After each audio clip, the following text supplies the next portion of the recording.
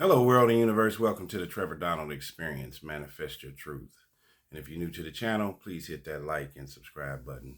And for my continued followers, I want to say thank you. This is an opinion-based video channel where I try to expose and talk about some of the crazy things that take place in our so-called wonderful world and country. And this one I got to give to you straight out of my backyard in St. Louis that is extremely disturbing, that took place last Friday. And it took me several days to even think about digesting and pontificating about what happened at one of our St. Louis County high schools to a young lady. Two females got into a fight, and then the video went viral, and it has ended up in a very trepidous and terrible situation for both the perpetrator of the crime and the victim. So here we go. Viral video of beating near Hazelwood East High School in St. Louis draws anger, condemnation. A 15-year-old is in custody, and local and state leaders have responded with outrage after a video from Friday went viral showing one teen beating another's head into concrete pavement on a residential street near Hazelwood East High School as a group of young people watched and videotaped it. As of the other day, the victim was in critical condition at a local hospital.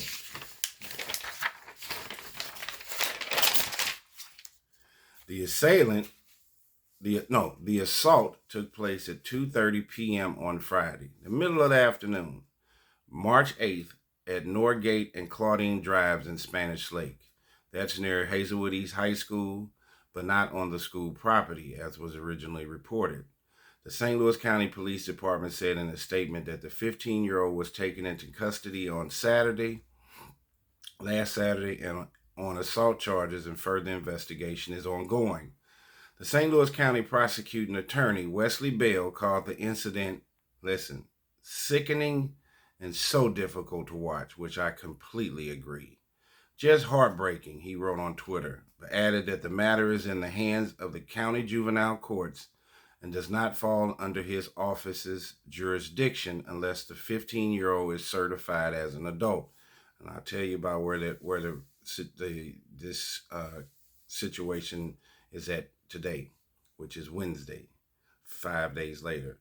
Missouri Attorney General Andrew Bailey wrote on Twitter, the Missouri Attorney General, he thinks that certification is exactly what should happen, meaning they should certify this 15-year-old as an adult. This evil and complete disregard for human life has no place in Missouri or anywhere else. I am praying for the victim, Bailey said. The criminal should be charged and tried as an adult. If the victim dies, that offense should rise to a homicide. Bailey's opponent, Missouri Lieutenant Governor Mike Kehoe, called the assault insanity. You got lawyers, politicians. This thing went completely viral. It's the most inhumane scenario and fight I've ever seen. And I've raised 3 children. The Lieutenant Governor's tweet was linked to a retweet from the account Libs of TikTok, a conservative account that loves to troll liberals and has a massive following.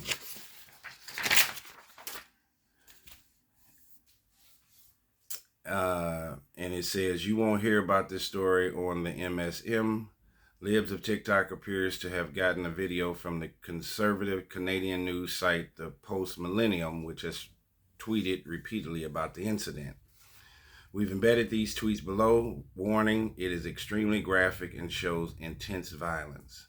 The video opens with 2 teenage girls appearing to square off against each other in a residential street. Quickly, though, the 15-year-old is on top of the other young woman, currently in the hospital, hands around her collar and repeatedly smashing her head into the street.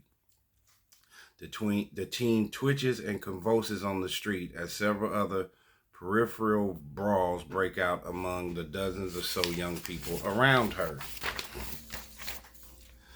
Despite the claims by libs of TikTok, the attack has been covered widely by the St. Louis press, with reports by the St. Louis Post-Dispatch, KDSK, and KMOV.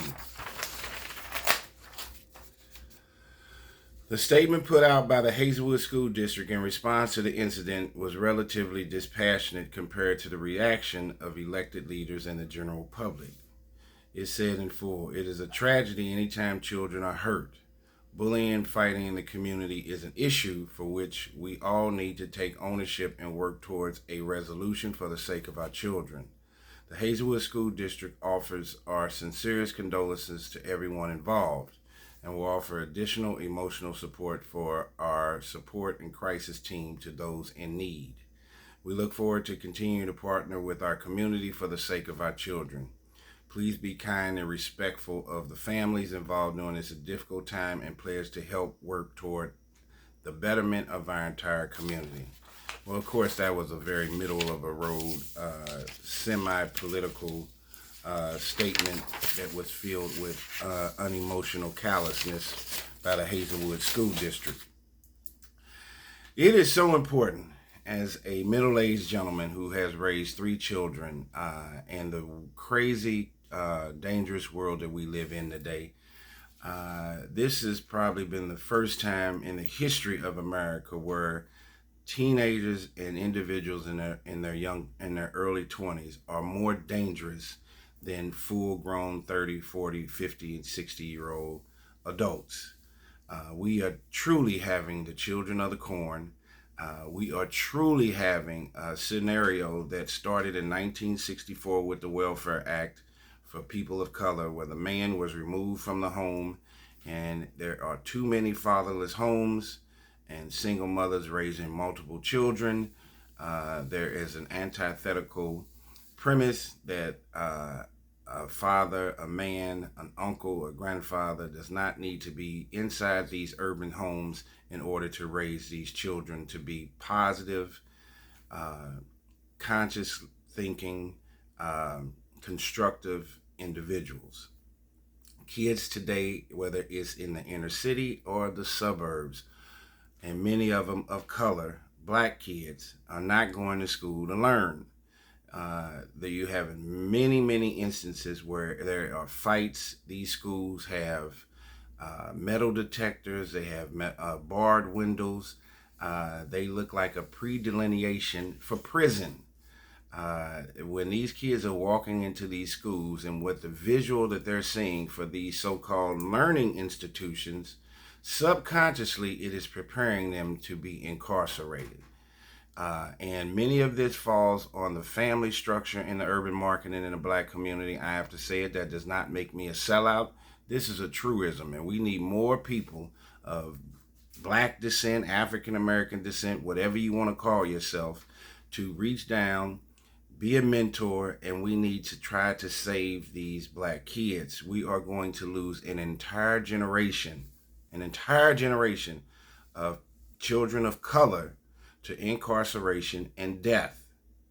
That's the 2 places that they're headed. For this 15-year-old girl to be that angry to where she's smashing this young lady's head into a concrete street, to the point where right now that young lady is in a coma, she's on life support, and may not make it.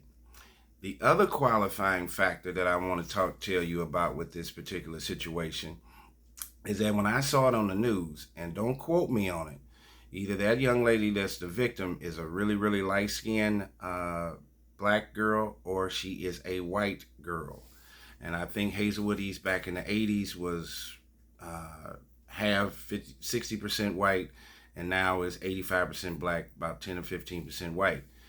You're going to have a race issue in this particular dynamic if that little girl that's the victim and that's in the hospital is white, and the victimizer is definitely a black girl. There's going to be a racial component, and they have already decided to charge her as an adult as of today, which is Wednesday. And after the fight on Friday, on Monday, there was a bomb threat, and they had to close Hazelwood East for the day. So you're going to have social cultural dynamics that are going to play out there. And this is going to filter out from the school into that community. And we could have civil unrest here in St. Louis as a result of this situation with these two teens. Parents need to take responsibility for their teens' actions, and these kids should not have that much anger. Tell me what you think. They should not have that much anger. And this is a complete reflection, the 15-year-old that did the beating, the black girl that did the beating, that there is something crazy going on inside her family, or there's something missing. And I would very highly, if I had to predict on a Jeopardy quiz question, that there's no father there. There is a lack of love with her and her mother or whoever is raising her. How do you have that much anger at 15? What has taken place in your life to where you feel the need that you need to harm somebody in that kind of savagery, to almost killing someone? And it's still on the teetering point that this young lady may not make it. And as I'm telling you, this happened in the county, not in the city. The demographics in St. Louis City is Democratic, and you have a heavy black population. However, in St. Louis County, even though this was in North County, which is primarily a black county, to a certain degree, there's still a lot of white people that didn't move out of North County as blacks started migrating up there. There's still several thousands of white folks that still live there. But you have a different racial demographic where it's more even keel. And this race issue between, if that young lady is white, is going to bubble up and boil over here in St. Louis. And this issue may go from something that just took place in high school and run into a racial dynamic here in the metropolitan area of St. Louis. You see that we have these elections that are coming up. This is an election year with Trump and Biden. There are definitely Democrat, Republican. There's definitely racial components that are playing out in this. And there is a huge outcry for this young lady, the perpetrator, to be charged as an adult. You got to remember, too, during this political season that Wesley Bell, who is the St. Louis County attorney, he is running for Congress against Cori Bush. And so this black female who committed this crime picked the wrong time to victimize someone, because Wesley Bell is going to have to be very stringent on how he is going to prosecute this particular case. And as I said, they did decide to charge her as an adult.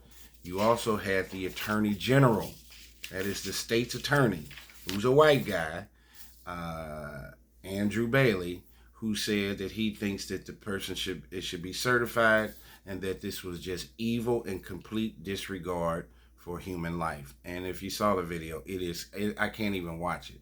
It is so heinous. And here again, and I'm telling you, and why are we seeing, and black people, we have to wake up. Why are we seeing such a heavy preponderance of people of color that are shoplifting and looting in mass incidences in New York, in Chicago, in California, running into these stores? You're not seeing 50 white kids. You're not seeing white kids fight and beat each other to death in these schools. You're not seeing white kids committing these heinous crimes with gun violence. There were 2 kids in Chicago, in the Chicago Loop a few months ago, who got killed on their lunch break on a Friday in downtown Chicago. 4 black guys got out of an SUV and went and killed 2 black kids at 12 o'clock noon. There's the level of demonic forces where they're not even afraid to do it at night or during the day. These young people are in such a rush to judgment and are so reactionary that they don't even care if it's the middle of the day or late afternoon, or if it's downtown or at the school where there's tons of surveillance cameras, tons of witnesses in downtown Chicago, at your high school, in your neighborhood. You're going to get caught, but they don't care. we've gotten to the point in the urban market, in the black market, where we're not even afraid to go to jail. It used to be a time in the 70s and 80s where you went from high school, a learning institution, that you looked forward to going to college or the military. Now those two conversations are not even part of our vocabulary with our young black kids. They have no problem and look forward to either becoming a degrading rapper or being a criminal. And we have to have more people of color, because if you're white, they're going to say you're racist. Then they're going to say if you're black and you're talking about the real issues that are taking place in our urban market, you're an Uncle Tom or a sellout. Well, call me a sellout. Call me Candace Owens if you want, man. But which makes no sense when I'm trying to advocate for our young people to take advantage of all the positive qualities that this world has to offer, like any other race of people.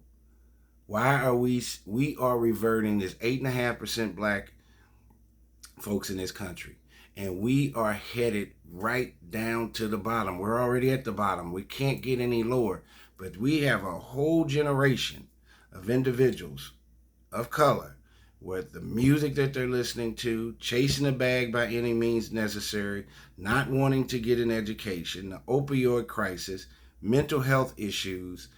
No one wants to learn a trade. If you're not a basketball player or an entertainer, you have nothing else to fall back on. There is going to be a deluge of individuals that are unskilled, unprepared for the workforce, and when their belly gets hungry, they're going to commit crimes. We have a whole segment of young African American individuals that are going to be so unskilled, they won't be any different than this illegal migrant influx. These migrants don't speak English. They haven't been vetted.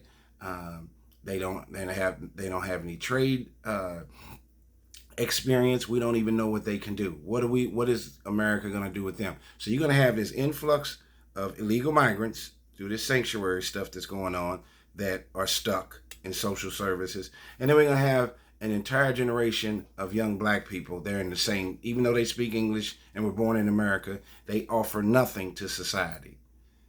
We have to wake up. This situation that took place at Hazelwood East with this young lady who may lose her life is abominable. And for the individuals that were filming it, if you're just as guilty if you actively are aggressive and perpetrate a crime against someone versus or if you are passively aggressive by standing by and watching an egregious crime take place. So you are just as guilty. There's nothing humorous or entertaining by watching this one teen almost kill this other teen. So there's something diabolical and psychologically wrong with the young people that are filming it and laughing. So the victimizer, there's something wrong with her. And then all the kids that look forward to a fight after school versus going to the library, going to their sporting and activity event, they're all getting ready to go see this brawl like it's the UFC. And now they don't realize that, or maybe they do, that after that is perpetrated, they're going to jail. And then another person's going to the hospital. While all of you all have video coverage of it.